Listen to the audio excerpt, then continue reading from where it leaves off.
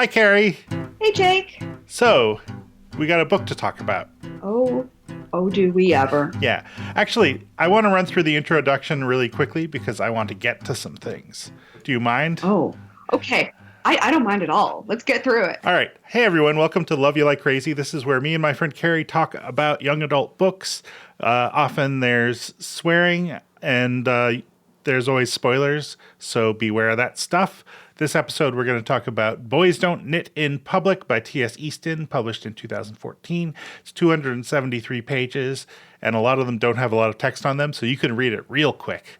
And next time, we're going to read The Amber Spyglass by Phillip Pullman, the last book in the His Dark Materials series. And that's going to be great. But even if you are afraid of spoilers, hang out for a little while because I got some things I want to talk about. Carrie. Yeah. It's 2017. It is. I have a New Year's resolution.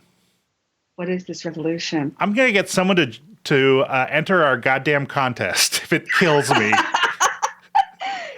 Nobody has entered it yet. Not a single person. Many people have said they're going to. I have started to, but I'm not really, qualified to win since I signed the book. Yeah. Right. I mean, if you want, you could just get another copy of the book and sign it again to yourself. So that I could.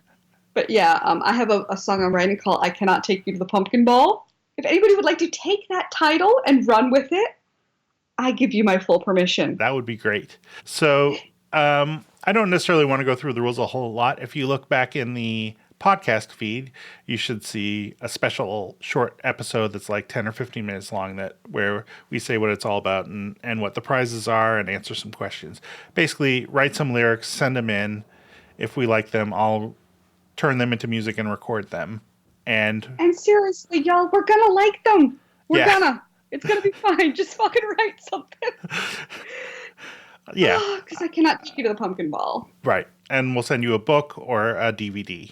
Those are our prizes. Both of them are terrible, but you're going to have a song put to music by Jake, and that's the real prize. Let's all agree. Yeah. So, yeah, enter the contest. Yeah. And we have some other things we want to do this year. Yeah, we do. I would like to visit you again. I would love that. And then there are some other things which I think we'll probably talk about at the end of the episode. I say probably, but we've already recorded the end of the episode. So we totally talked about it. Yeah. Yeah, so there's a lot of stuff. We got stuff in the future, we got stuff in the present. So I hope you enjoy this episode. Yay! So let's get to it. Carrie's favorite book of 2016. Oh, yeah, it was indeed my favorite book of 2016, 2017, and beyond. Yeah. Boys Don't Knit. In public. Right. This fucking book was something else. So boys don't knit in public, and so what they do is they knit in private and become like a knitting wunderkind, coming up with their own patterns or pattern with the 3, and I want to just punch the book in the face. All right. I did want to ask you about one thing. Okay. Which is that I sent you email, we were trying to figure out when we were going to record about it. And you were like, I don't know, I might not finish reading it. I really hate this book. I might not finish it until the weekend. I'm like, okay, that's fine. And then and like an hour later, you write back and you're like, I finished it. Yeah, it turns out it's really just a fast read. I'm generally a fast reader anyway, but I didn't realize how quick this book would go. So I'm like, oh, okay, here I am, gonna fucking read the book. Oh shit, I'm done. Balls. Yeah. Okay. Yeah. It was not my favorite book. Do you feel like there is such a thing as a beach read that you would read at the beach but not elsewhere? 100%. Okay. And so what are you looking for in a beach read? What am I looking for in a beach read? Quick, easy, light, don't have to think about it. Generally something that would be in the chick lit genre. Mm-hmm. Not quite an Oprah book, but close. yeah, I don't want to think when I'm at the beach. I just want to, think about pretty things. So, I'd read, I'd read lighter YA. I mean, do you feel like this works better, as a beach read than perhaps a podcast read, or do you think it also fails on that level? I think it is the perfect podcast read. Because it's so bad, I had something to say. Oh, good. Yay! Because sometimes when you really, really like a book, all you can do is be like, oh my God, I like this part, and I like this part, and I like this part, and I like this part. Mm-hmm. So at least this time I can go, I hate this part, and this part, and this part. Yay! Yeah. Well, I was looking this up. I found out that there's a German edition of this book. And the title there is Ben Fletcher's Total Genial Märchen. Which translates to Ben Fletcher's Total Genius. Ooh. So that's terrible. Because Ben Fletcher is a skinny little British chode. Yeah, well, right. And I hate him. Uh-huh. Hate him. He's awful. But everyone in the book thinks he's great. Are you going to argue with everyone in the book? Yes, I am. Okay. I am going to argue with everybody in the book. So this is something that I think is a problem with. This is a problem with YA books written by men, is that they make their main characters, Yep. who are men or who are boys, to be fucking perfect. So it's like, oh, this is the Ender's Game of knitting. Cool. Oh my God. You're welcome. I'm going to need a little while for that to sink in. Yes. Okay. The Ender's Game of knitting. Mm-hmm. But I'm right. It certainly sounds right. I mean, it's the character who, is just this guy, he's the every kid, but yet he fucking wins everything. And he gets the girl and he saves the world, etc., etc., etc. Everything just sort of falls into place for him, even though he has to do a little manipulation along the way. He has to hide things from his dad. He has to lie to the teacher to keep getting the pieces of clay. I mean, but he fucking wins in the end. So, fuck Ben Fletcher. All right. I think the book is kind of supposed to be ridiculous, and you're not supposed to take it all that seriously, which a bunch of people wanted us to do this book. Right. Yeah. But did they want us to do this book because they liked the book? There was such a sound of sorrow in your voice. Compassionate sorrow. Yes, yeah, they did. They did, didn't they? Oh. But they didn't like the book, right? No, they liked the book. Oh, okay. I think I'm off their Christmas card list now. People don't intentionally torture us. I mean, I don't even intentionally torture you, and I've made you read all sorts of books that you don't like. I fucking hated this book. I understand. I fucking hated it. It was so bad. Because, first of all, Ben motherfucking Fletcher, like I said, skinny English chode, not a big fan. And the fact that he's like, oh, my dad, he likes soccer. I don't like soccer. I'm like, well, then fucking talk to him about knitting, you dumb bitch. No, you can't do that. My mom, she's a magician, but she'll hide things for me. No, she shouldn't fucking do that. She should tell her fucking husband that her kid knits. Like, it's not a big fucking deal. What the fuck? It really pisses me off. And then the fact that he's lying, and the fact that he and fucking Megan never fucking talk to each other, but yet they make out and spill the fucking wine all over the fucking white carpet. Bull fucking shit. No pretty fucking popular chick is gonna make out with a wimpy little knitter boy. I'm sorry to tell you, as a knitter boy, that is not gonna happen. I'll admit that my experiences have not been in that direction. I mean, making out is one thing, but making out with like the British equivalent of the hot cheerleader, when you've never fucking spoken to her and you're following her around like a fucking creeper, no. What she should be doing is spraying you with pepper spray, not kissing you. Right. No. Right. Well, like Ben's parents, there isn't... one thing that I feel like the book sort of gets in a believable way, or maybe, although I think they kind of undersell it, I don't know. But I feel like it's important that Ben's dad occasionally just sort of takes off and disappears when things get tough. And I feel like that's Mm-hmm. kind of the backstory to why Ben doesn't necessarily want to talk to, tell him stuff that he doesn't think his dad will want to hear. And maybe why his mother doesn't either. But there are a lot of things in this book where you're like, I mean, like Ben and his friends, like why is he friends with them? Why are his parents married? I mean, I guess they both share an interest in sexual puns, but is that enough to base a relationship on?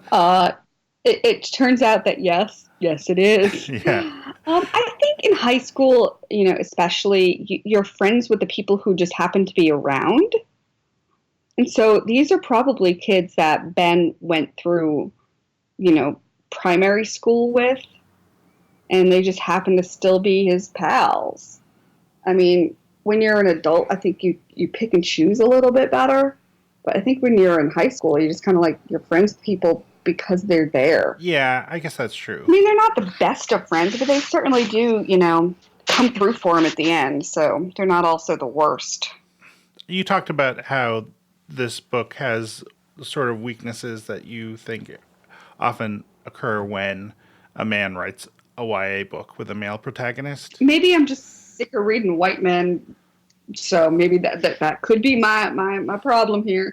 But I do have I do see a pattern. Yeah. In a lot of books written by men about men or boys is that they put themselves in the main character and make them perfect. Mm-hmm. Maybe flawed, but perfectly flawed. And it's boring.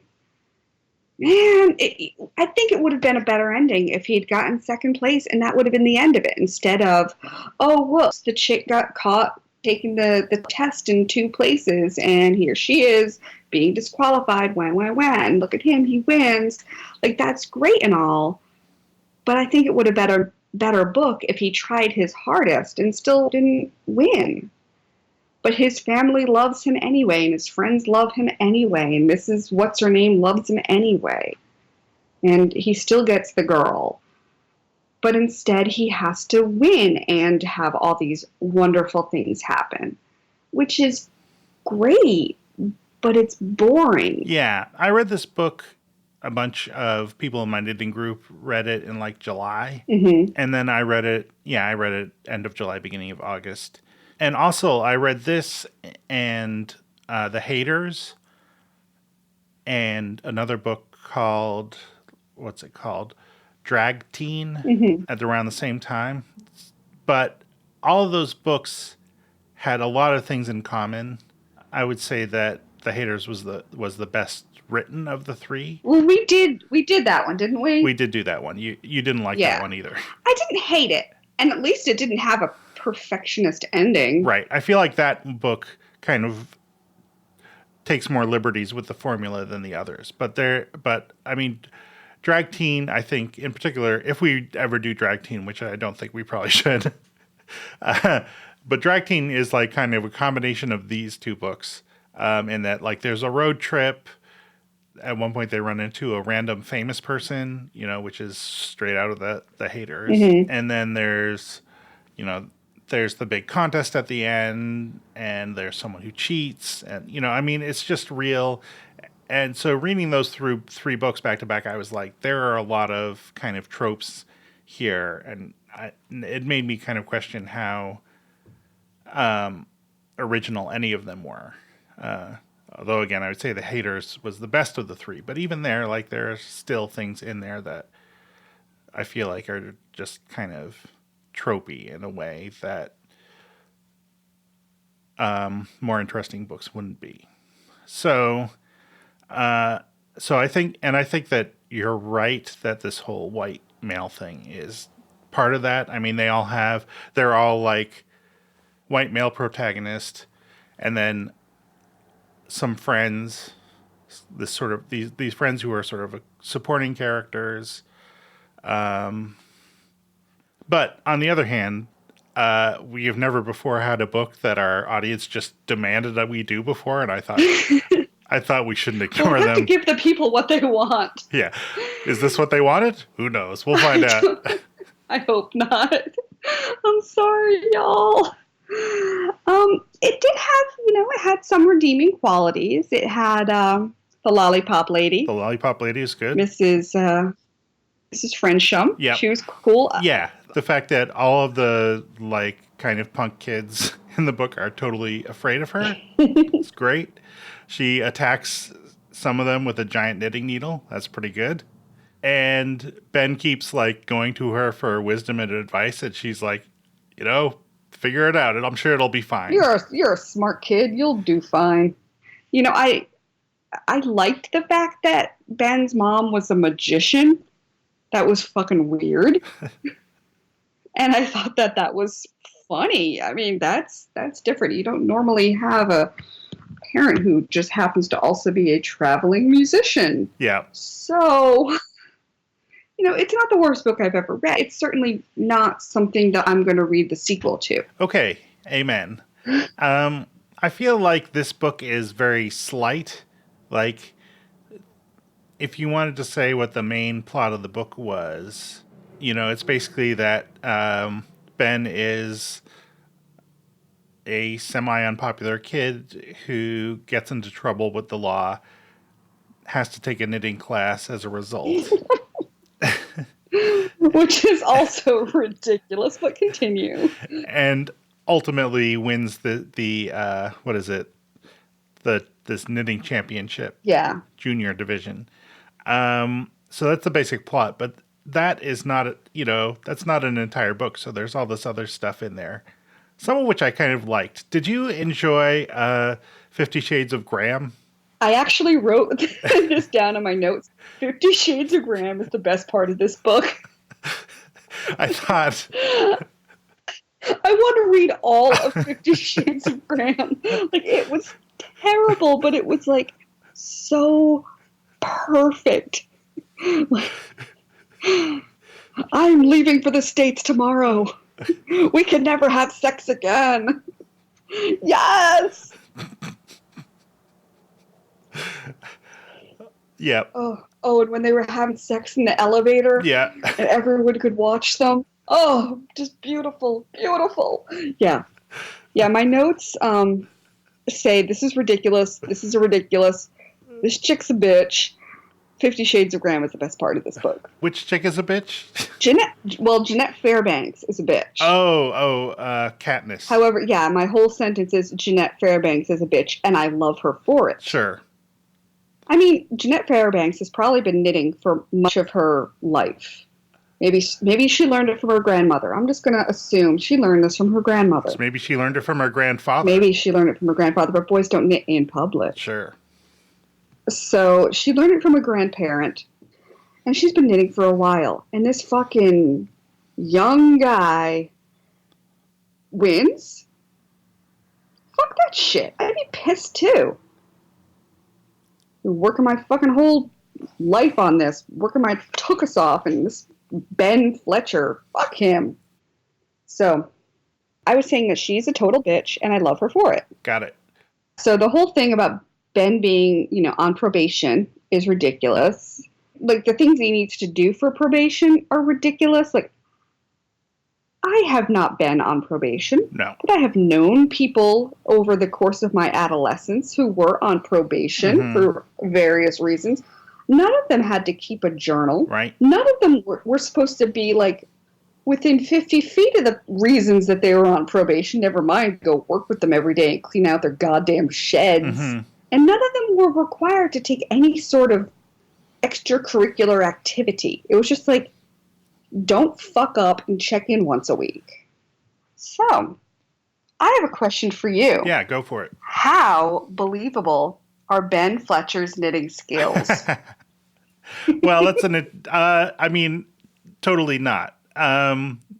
This book, well, I have a counter question.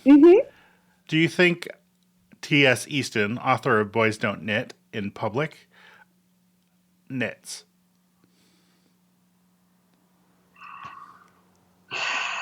This is a tough one. It is. I agree. I think the answer is yes.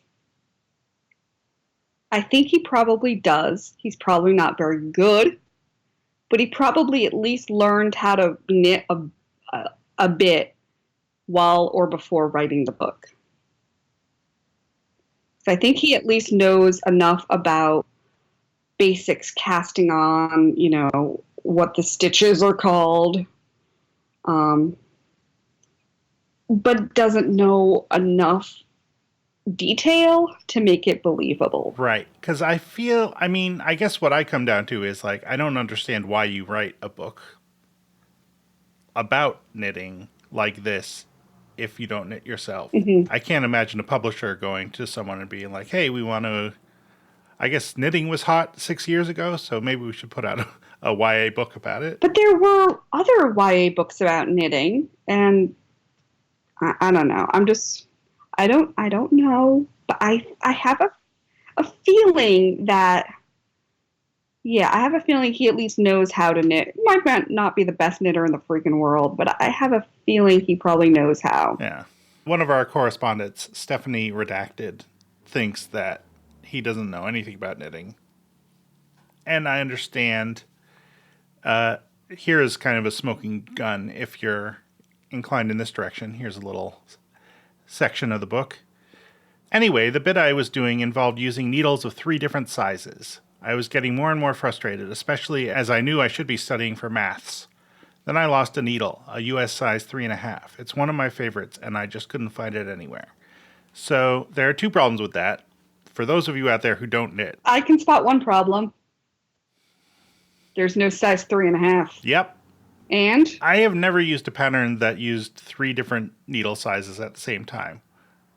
I'm not saying it's impossible. I just don't understand why you would do it and what it would accomplish. Yeah. I don't know. I guess maybe you do a little research, but I don't know. I guess I keep thinking, like, how can you write a book about knitting and not at least go to one fucking knitting class and learn a little bit? Yeah. No, I think, right. And even if they're used a little wrong, that doesn't really bother me. And like, if that was what was wrong with the book entirely, then, I wouldn't really care. I'm looking at the guy's Facebook page to see if I can see him knitting. I should look him up on Ravelry. Maybe he's on Ravelry. I doubt it. Probably not. But in terms of the realisticness of the knitting, there are a few things that really seemed weird. Some things are probably common misconceptions, like this whole Etsy thing. By the way, do you want to talk about Etsy? I do. So not only does Ben not know what Etsy is, people keep referring to it as Etsy.com. Have you heard of this website, Etsy.com? Do you know about Etsy.com? I think I'm going to sell some shit on Etsy.com. Like, fuck you! Nobody talks like that! Continue. But how else are the people not going to know it's like, not like, Etsy.biz or Etsy.goats or whatever those weird extensions are now. Etsy.co.uk? Yeah. So Etsy, I imagine everyone out there knows, is a website where people can sell things that they make. Yes. So if you're a knitter and you knit in public, as well, I guess Ben doesn't, but as as I have done, as you have done, Carrie, and various friends of ours, one of the things that people often say is, you should sell that on Etsy. And it takes me, let's say, I have these stuffed stegosauruses that I make, and it probably takes me about a week to knit one. So, like, what am I going to sell that for? Like, for a week of work, plus whatever the yarn costs? Am I going to charge $100 for it? Who's going to buy a stuffed animal for $100? So, it's just really difficult to make the economics of it work. And, in fact, if you find people on Etsy selling knitted goods, usually they're doing it basically for the love of the craft, and they're usually losing money. They're selling it for less than the raw materials cost, because yarn is expensive. Yarn is really expensive. It's definitely a lot cheaper to just go to the store and buy a sweater than to go to a yarn store, buy an entire sweater's worth of yarn, and then knit it. Now, admittedly, Ben is like this knitting Jedi and can knit, an entire sweater in an hour. Yeah, but it's big yarn and big needles, so obviously. Yeah, so that's the next thing. So this, so he knits a sweater. Okay, actually, so I want you to picture this public knitting competition, which is basically like 4 or 5 people. No, it's got to be more than that. Like a half dozen people or a dozen people sitting in a ring in the middle of a large conference hall, surrounded with bleachers, knitting. And initially they're knitting to a specific pattern, and then they get to do a freestyle one. I think they do get like an hour or something for each one. Yeah, I think they might have a little longer for the freestyle, but not like a lot more. Yeah. So, first of all, I want you to imagine being in the audience of this. First of all, you won't be able to see anything. Okay, so am I drunk? Maybe you're drunk. That's actually a better option. I was just kind of assuming that you would be on your phone all the time. Well, both? Yeah, maybe both. Yeah, I mean, that's horrifically boring to watch other people knit. Like, you can't see it. You wouldn't be able to, that far away, you're not going to be able to see anything interesting. And even if you could, it wouldn't be that interesting to watch, I don't think. Not like I could, yell out, "Oh, snap, she dropped a stitch." Right. Like, I can see. The obsession with drop stitches, I also thought was weird, but that's a whole separate thing. So that's one thing. I mean, I guess if there are rogue goats running around, then that makes it more interesting. But and women running after other people with 6-foot long knitting needles, that I might pay to go to or watch on pay-per-view. But yeah. Anyway, and then the other thing is that like he says he gets the biggest knitting needles they have, and he gets the biggest yarn. And he doubles it. And then he manages to knit a sweater out of that in an hour, which he's able to do because the yarn is so big, and so like, what is it like the sweater? I'm just picturing that, like the sweater, the width of the fabric is going to be like 2 inches or like, it's just, it's. What I'm picturing is that he's using roving. Yeah, right. And it's just this the front of the sweater might have like 3 stitches on it. It's just so fucking big. Yeah. And it's bulky and it's probably not comfortable and a little itchy. Yeah, that's kind of what I was thinking too. Like just huge and kind of amorphous and. Yeah. But then he's talking about it like it has cables on, like it just. No, it doesn't. It doesn't fucking have cables. Sorry, Ben Fletcher. Let me tell you something. Your fucking shit doesn't have cables. You know why? It doesn't have fucking cables. It's like 4 stitches wide. It's 4 stitches wide. It's. So that's I don't know. It's difficult for me to picture that sweater as being particularly wearable. And this wins him the contest. Well, it gets him second place until his nemesis is disqualified. Until the Deus Ex Machina saves his fucking ass. Right. I'll tell you something I liked. Okay. Just trying to get a little positivity in here where I can find it. So he listens to a knitting podcast. I think this is the first book that we've read that mentioned podcasts. So nice. And so he's got this knitting podcast that he enjoys listening. What's it called? Knitwits. That's right. And so he really enjoys this podcast. And then there's like a short little chapter where after he's listened to it for a while, where he sort of talks about how like one of the hosts is starting to bug him and never has anything useful to say and stuff, which I feel like that happens with podcasts. If you listen to them a while, eventually you're just like, you know what? Really, I'm a fan of this one person. The other one is really starting to bug me. Wonderful.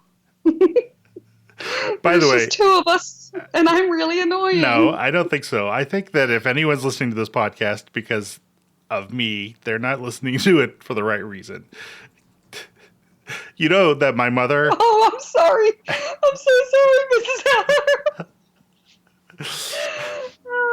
My mother is always like, where did you find this person? She's so great. I was like, I don't know. She just came to my knitting group. She did. Yeah. No, my mother's a big fan. Yeah. Well, so glad. Because I'm mostly embarrassed. Like, sometimes I listen to this and I'm like, oh my God, I do swear a lot. I can't help it. It's a sickness. There's nothing wrong with swearing. Has any of the Redacted family read the sequel to the book? No. I think the reason why any of us knew about this book to begin with is that every year on the anniversary of the first meeting of S&B Prov, we go to Greg's on North Main Street, have a big meal, and then there are like these, I call them door prizes, but I don't know if that's actually what that phrase means, but basically a few people get kind of gifts of varying degrees of, cuteness or like usually little knitting related things. And then you draw names out of a hat and people get a gift, a random gift. And so I've taken to getting knitting related books, often mysteries. Like what I've discovered is that in the genre of mystery, there are all these subgenres for every possible subgroup, no matter how small. So there's at least one, and I think 2 series that take place in haunting knitted stores. I love that. Yeah. So as you're talking, I'm Googling knitting fiction, and I found some. Yeah, okay. Yeah, so we've got A Killer Stitch. Yep. I got one here called Skein of the Crime. Feliz Navidad. Oh, yeah, that's a Christmas one. This one isn't a pun, but I kind of liked it. While My Pretty One Knits. Ooh. Drops Dead Stitch. Let's see. Ooh, I found my favorite. Cast On, Kill Off. Yes!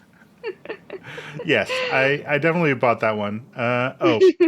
Plagued by Quilt. Ooh. A Farewell to Yarns. Ooh. Dying Wishes. Oh my God, it's terrible. Knit Pearl Die. Yeah, I got that one, definitely. Knit Fast, Die Young. Oh, it's all so bad. Here's a crochet-related one. Hooked on Murder. Oh, I like it. No, I don't. It's all bad. So I would get these books. And so last year we had started this podcast, and I thought, I wonder if there are any YA books that are kind of knitting related. And that's how I found Boys Don't Knit, I think. In public. Yeah, I don't like that subtitle. It just gets up my nose. So I think I might get the sequel anyway and give it away at the next. Okay.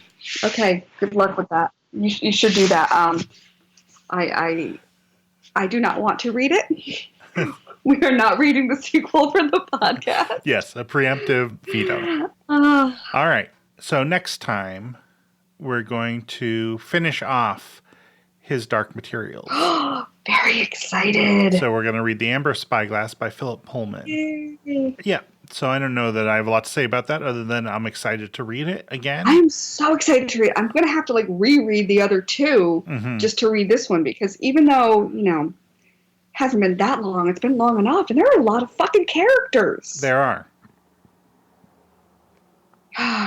Everybody sucks but Lyra. And then after that, we haven't really decided. All I know is that I am really excited for the new Stephanie Perkins. Yeah, this is something that she just announced the other day. Yes. Is a YA horror. Yes. And I hate horror movies. Yeah. But I love horror books. And I love YA horror so fucking much that I'm very excited about this. So there's someone inside your house that's due out in the autumns at some time. Yes. So I cannot wait for the fucking autumns so I can read this shit. Have I made you read any YA horror yet? I don't think so. We should maybe do that soon. Oh, we should. Now I have to figure out which one. Oh, I got the one. Okay. I know what we're going to read sometime soon. Whether you like it or not, and you're going to like it, whether you're going to like it. Anna Dressed in Blood. Oh, all right. Yeah, I think I have that one on my Kindle already. You probably do, because I probably sent it to you because it's that fucking good. All right. Another book I'm kind of looking forward to is called And We're Off, which is a YA romance by a woman named Dana Schwartz. It's due out in May. And I know her basically because she has a couple of parody Twitter accounts, one of which is Dystopian YA Novel. There you go. Pretty great. Well, I'm looking at Goodreads gives it a high mark, but is it not out? It is not even out yet. No. So people are just rating it because they like her. But so I'm looking forward to that as well. And other things, like this is our first episode of the year, so I'm just sort of like kind of thinking forward. Like at one point we were talking about, I forget. I found some terrible article someplace about how adults should be ashamed to be reading YA or something. Oh, fuck that shit. People can read whatever the fuck they want. And I'm sorry, but YA is just as important as goddamn Cormac McCarthy. And you know why it's so important? Because people need to learn how to grow up and how to be human and how to fucking figure the world out. And that's what YA is all about. That's why fucking coming of age books were so big, because it's always, the journey and the guy finding himself or the chick finding herself, and it's important shit. So fuck that. Oh, it pisses me off because it's important. YA is important. And it's not just because it's quick and it's fun. I mean, sometimes it is quick and it's fun. And sometimes it's hard. Sometimes it's hard to read about teenagers going through horrible life shit. So yeah, absolutely. And and the other thing is that a lot of great works of literature that are recognized as great works of literature are, if you look at them, they're basically YA. I mean, To Kill a Mockingbird, I think was an example that you came up with. Jane Eyre, yep. Catcher in the Rye. Oh yeah. Great Expectations. Go back further. Romeo and Juliet. That is YA. That is 13-year-old girl falling in love for the first time. That is My Parents Don't Understand Me. That is fucking YA. And everyone says that is an important play. It's an important work of literature. What makes that important and Hunger Games not? Right. So I think it might be interesting to do one of these kind of older things. I am 100% down. I don't want to be too cheesy, but there's always Little Women. Yeah, I don't think I've ever read Little Women, so maybe that's the perfect... Well, we'll figure that out. And I should also say that if people have suggestions, they can write in to podcast@loveyalikecrazy.com or comment on the secret Facebook group, which you should totally join. How will you join it? I guess you would also write to me on Facebook or at that podcast at loveyalikecrazy.com with a link to your Facebook account, and we'll get you in there. It's pretty fun. All right, but next time we'll do the Amber Spyglass. Very excited. That's going to be good. So that's all stuff to look forward to in 2017. Thanks to everybody who listened to this. I'm sorry I didn't like this book. I feel like personally responsible for this. But yay, I like other books. Yay. I don't hate everything. That's true. Thanks for listening. Thanks to the Sentimental Favorites for letting us use their song Hey There as our introduction. And thanks to you, Carrie, for talking to me. It's always like my favorite thing. Oh, mine too. It makes me really happy. It makes me happy to talk to you, and it certainly makes me happy to talk to you about YA because I love you like crazy. I love you like crazy too. I'm a guy. I spell G U Y. And that spells guy. Now I'm a guy who sews, and I'm a guy who knits, and I also happen to be a guy who likes chick flicks. Guy, I spell G U Y. that spells guy. Now I'm a guy who cries at movies, songs, and plays, but I'm a better man than you. Lord, let me count the ways. Guy, that's one. I spell G, that's two. U, Y, that spells guy. Now I'm a guy who went to see the vagina monologues. You know, I even ask for directions when I'm lost in the fog. I'm a guy. I spell G U Y. That spells guy.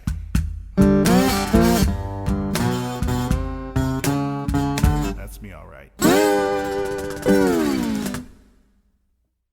LoveWhyYouLikeCrazy.com